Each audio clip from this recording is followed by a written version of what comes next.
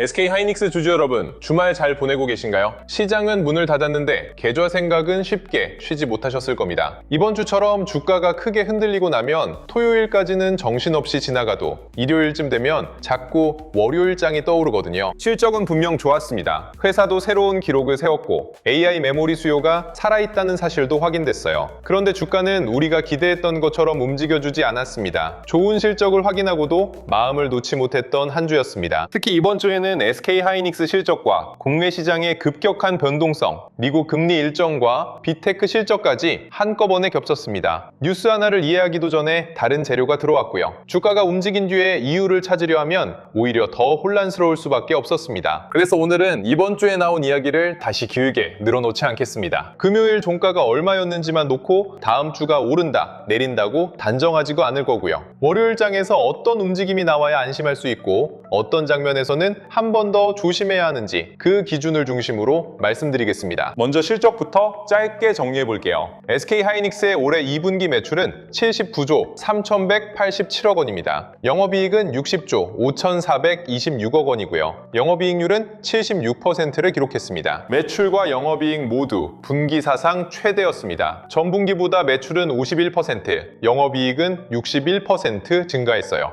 회사 안에서만 보면 의심하기 어려울 정도로 강한 실적입니다. 그런데 시장이 미리 기다렸던 숫자는 더 높았습니다. 발표 전 시장에서는 약 84조 원의 매출과 64조 원 안팎의 영업이익을 기대하고 있었는데요. 회사의 기록은 넘어섰지만 높아진 시장의 눈높이까지 넘지는 못한 겁니다. 여기서 많은 분이 답답하셨을 거예요. 영업이익 60조 원을 벌었는데도 부족하다고 하면 대체 얼마를 벌어야 하느냐는 생각이 들 수 있습니다. 그런데 주식시장은 실적의 크기만 보는 곳이 아닙니다. 그 숫자를 사람들이 미리 얼마나 기대하고 있었는지를 함께 봅니다. 모두가 실적이 좋을 거라고 알고 있다면 그 기대는 발표 전에 주가에 들어갑니다. 발표된 숫자가 좋은 것만으로는 부족하고요. 이미 높아진 기대보다 더 강한 내용이 나와야 새로운 매수세가 붙을 수 있습니다. 이번 실적 직후 나타난 변동성도 이 차이에서 시작됐습니다. 그렇다고 회사의 성장 흐름까지 꺾였다고 볼 필요는 없습니다. 클라우드 기업들의 데이터 센터 투자는 계속되고 있고요. HBM과 AI 서버용 D램, 기업용 SSD 수요도 함께 증가하고 있습니다. SK하이닉스는 주요 고객을 포함한 약 10곳과 장기 공급 계약 협상을 마쳤습니다. 추가 고객과도 논의를 이어가고 있고요. 앞으로 팔 물량을 어느 정도 미리 확보하면서 실적의 변동성을 줄일 수 있는 기반을 만들고 있습니다. 다만 장기 공급 계약이 있다는 이유로 앞으로의 가격과 이익까지 모두 보장됐다고 생각하면 안 됩니다. 계약 기간은 통상 5년 정도지만 가격을 정하는 방식은 제품마다 다릅니다. 같은 물량을 공급해도 메모리 가격과 제품 구성에 따라 남는 이익은 달라질 수 있습니다. 회사는 생산량을 늘리는 과정도 확보된 계약과 고객 수요를 바탕으로 진행한다고 설명했습니다. 수요를 확인하지 않고 무작정 생산 설비를 늘리는 방식은 아니라는 거예요. 당장 공급 과잉으로 이어질 가능성은 크지 않다는 설명입니다. 하지만 주주 입장에서는 여기서 한 단계 더 봐야 합니다. 현재 확보한 수요가 실제 출하로 이어지는지, 생산량이 늘어날 때도 제품 가격과 영업이익률을 지킬 수 있는지까지 확인해야 합니다. 수요가 많다는 이야기와 높은 이익을 계속 남긴다는 이야기는 같지 않기 때문입니다. HBM4는 올해 2분기부터 양산 출하를 시작했고요. 하반기에는 생산량을 본격적으로 늘립니다. 수율도 개선되고 있어 생산량 증가와 원가 절감이 함께 나타날 가능성이 있습니다. 이 부분은 분명 기대할 만합니다. HBM은 같은 D램 안에서도 가격과 수익성이 높은 제품이고요.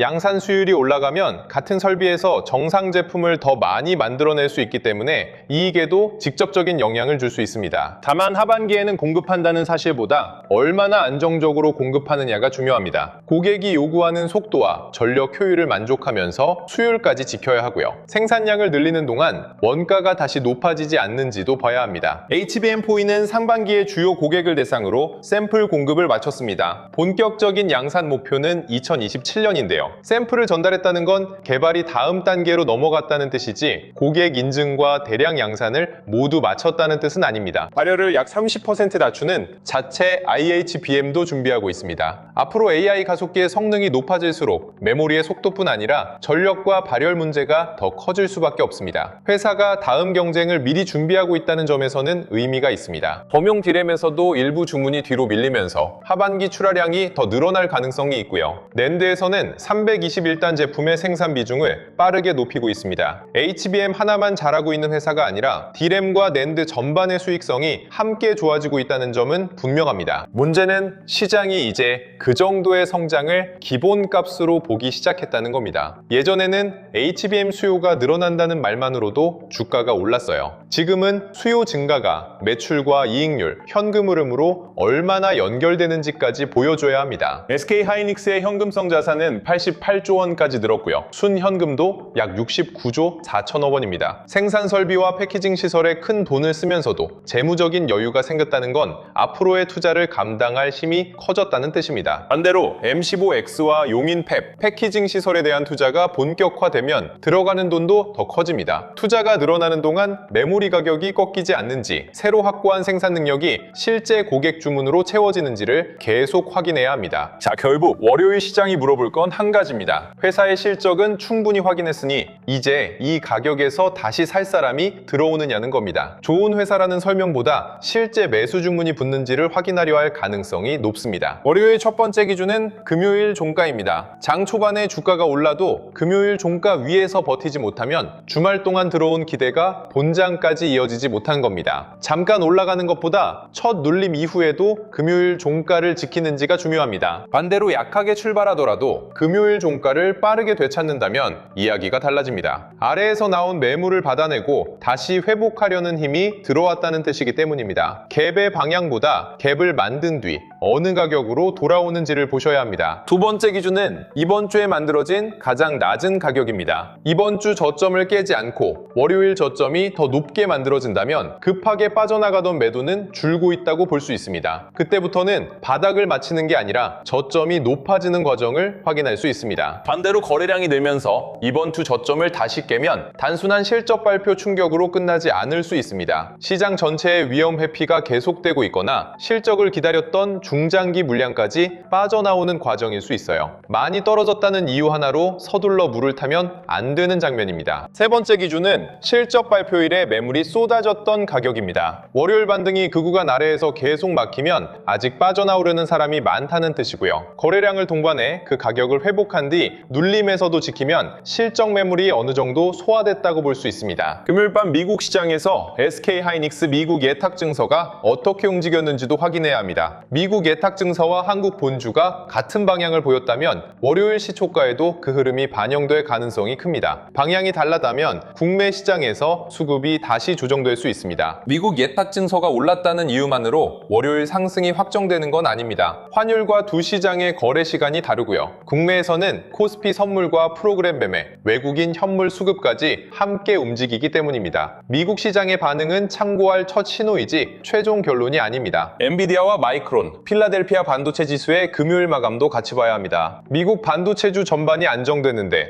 SK하이닉스만 약하다면 종목 안에 남은 매물의 문제일 수 있고요. 미국 반도체주가 함께 밀렸다면 업종 전체의 위험 회피로 봐야 합니다. 코스피에서는 금요일 종가와 월요일 시가의 관계를 봐야 합니다. 지수가 약하게 출발하더라도 반도체 대형주가 저점을 지키면 시장의 중심이 살아있는 것이고요. 지수가 반등해도 SK하이닉스가 따라가지 못한다면 아직 종목에 대한 매수세가 돌아오지 않은 겁니다. 외국인 현물과 선물도 따로 보셔야 합니다. 선물만 잠깐 사고 지수를 끌어올리는지, 삼성전자와 SK하이닉스의 현물까지 함께 사들이는지를 구분해야 합니다. 오전에 들어온 프로그램 매수가 종가까지 남는지도 중요합니다. 반도체 안에서 매수세가 퍼지는지도 확인해 보세요. SK하이닉스에서 시작된 돈이 장비와 후공정, 기판과 전력 인프라로 번진다면 업황을 다시 사는 자금일 가능성이 높습니다. 대장주만 잠깐 오르고 주변 종목은 계속 밀리면 기술적 반발에 가까울 수 있습니다. 현재 가장 가능성이 높은 월요일 흐름은 처음부터 한 방향으로 달리는 장보다 금요일 종가와 이번 주 저점 사이에서 매물을 확인한 뒤 방향을 정하는 장입니다. 이번 주 변동성이 워낙 컸기 때문에 매수하는 쪽도 가격을 서두를 이유가 많지 않습니다. 첫 번째로 나올 수 있는 건 강한 회복입니다. 미국 반도체주가 안정되고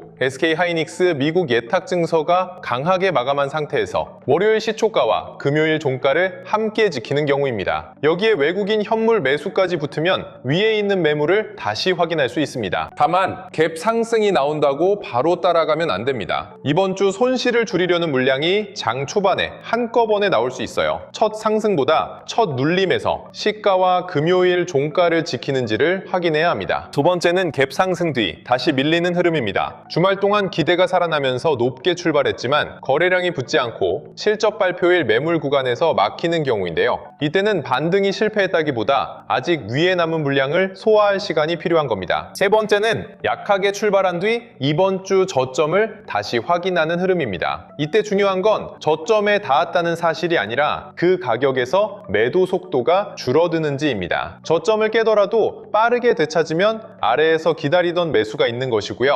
회복하지 못한 채 거래량만 늘면 한 번 더 기다려야 합니다. 월요일 첫 30분에는 결론을 내리지 마세요. 실적 발표 뒤 변동성이 커진 종목은 시가부터 매수와 매도가 강하게 충돌할 수 있습니다. 첫 고점과 첫 저점이 만들어지고 그 사이에서 어느 쪽으로 거래량이 붙는지를 본 뒤 판단하는 편이 낫습니다. 거래량이 늘면서 금요일 종가를 회복하면 새로운 매수가 매물을 받아내는 겁니다. 반대로 거래량이 늘면서 이번 주 저점을 깨면 아직 빠져나오는 물량이 많다는 뜻이고요. 거래 없이 가격만 핀다면 종가까지 그 반등이 남는지 확인해야 합니다. 오전에 저점을 지켜도 오후까지 안심할 수는 없습니다. 점심 이후 프로그램 매매가 줄어들거나 외국인 선물이 다시 매도로 바뀌면 오전 반등을 반납할 수 있습니다. 오후에는 얼마나 높이 오르느냐보다 오전 저점을 다시 깨지 않는지가 먼저입니다. 월요일 종가가 금요일 종가 위에 놓이고 장중 고점 부근에서 끝난다면 매수세가 남았다고 볼 수 있습니다. 반대로 장 초반에는 올랐어도 종가가 다시 저점 부근에 놓이면 매물 소화가 끝나지 않은 겁니다. 다음 움직임은 장중 최고가보다 종가가 어느 위치에 남았는지가 결정합니다. 수익이 크게 남아있는 장기 보유자라면 핵심 물량과 대응할 물량을 구분해 두세요. 회사의 성장성을 믿는다고 해서 모든 물량을 같은 기준으로 들고 있을 필요는 없습니다. 이번 주 저점이 무너질 때 어느 정도 수익을 지킬지 주말에 미리 정해둘 수 있습니다. 최근 높은 가격에서 매수해 손실이 큰 분들은 본전 가격만 바라보지 마세요. 내 매수가보다 시장이 금요일 종가와 실적 발표일 매물 구간을 되찾는지가 먼저입니다. 손실이 급하다고 확인되지 않은 반등의 물을 타면 계좌의 선택지가 더 줄어들 수 있습니다. 비중이 지나치게 큰 분들은 회사 전망보다 계좌가 감당할 수 있는 변동부터 계산해야 합니다. 같은 10% 움직임이라도 계좌에서 차지하는 비중에 따라 충격은 완전히 달라집니다. 반등이 나왔을 때 일부 비중을 정리할지 저점 이탈 때 줄일지를 미리 나눠두는 편이 좋습니다. 레버리지 상품을 보유한 분들은 더 조심하셔야 합니다. 기초자산이 떨어졌다가 다시 같은 가격으로 돌아와도 변동성이 반복되는 동안 레버리지 상품에는 손실이 남을 수 있습니다. 장기 전망이 맞는 것과 레버리지 상품을 오래 버텨도 된다는 건 다른 이야기입니다. 새롭게 진입하려는 분들은 월요일 첫 양봉을 쫓아갈 필요가 없습니다. 금요일 종가를 회복한 뒤 눌림에서도 지키는지 이번 주 저점이 무너지지 않는지를 확인하면서 대응을 나누는 편이 낫습니다. 주말에는 주식을 사고 팔 수 없으니 답답하게 느껴질 수 있습니다. 그런데 오히려 시장이 멈춰있기 때문에 감정이 아니라 기준을 세울 수 있어요. 금요일 종가와 이번 주 저점, 첫 번째로 회복해야 할 가격을 차트에 표시해 두세요. 그리고 각 가격에서 내가 무엇을 할지도 한 줄씩 적어두시면 됩니다. 저점을 지키면 기다릴지, 회복 가격을 넘으면 추가로 확인할지, 거래량을 동반해 저점이 무너지면 비중을 어떻게 할지 정해두는 겁니다. 월요일 장이 열린 뒤 판단은 시작하면 늦을 수 있습니다. 주가가 빠르게 움직이는 동안에는